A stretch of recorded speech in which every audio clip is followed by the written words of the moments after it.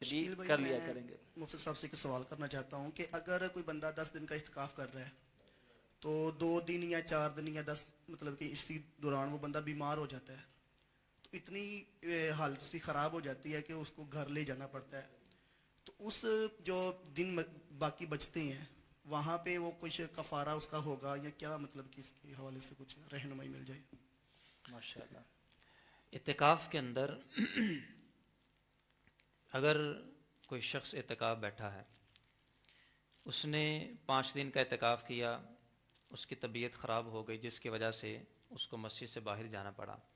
اب ظاہر سی بات ہے کہ کوئی شخص عذر کی بنا پہ مسجد سے باہر نکلے یا بلا عذر نکلے،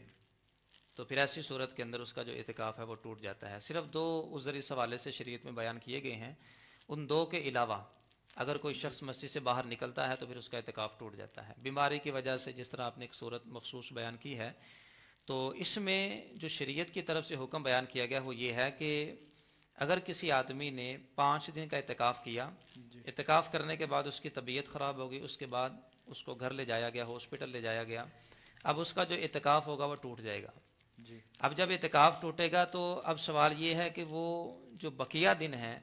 وہ کس انداز میں گزارے گا، جو قضا کرے گا وہ کتنے دنوں کی کرے گا۔ تو اس میں حکم شرع یہ ہے کہ وہ جتنے دن اس نے اعتکاف توڑا ہے صرف اتنے دن کی قضا ہے۔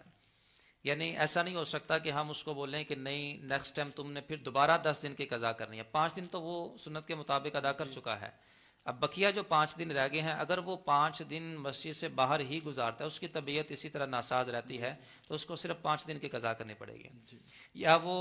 اس انداز میں کہ وہ اس کی طبیعت خراب ہوئی، وہ میڈیسن لینے کے لیے باہر چلا گیا، اس نے دوائی استعمال کی، 1 دن کے اندر وہ ٹھیک ہو گیا اور ٹھیک ہونے کے بعد دوبارہ وہ مسجد میں داخل ہو جاتا ہے، تو پھر ایسی صورت کے اندر اس کو صرف 1 دن کے اعتکاف کی قضا کرنی پڑے گی، مکمل 10 دن کے یا 5 دن کی قضا کرنے کی ضرورت نہیں ہے اس کو۔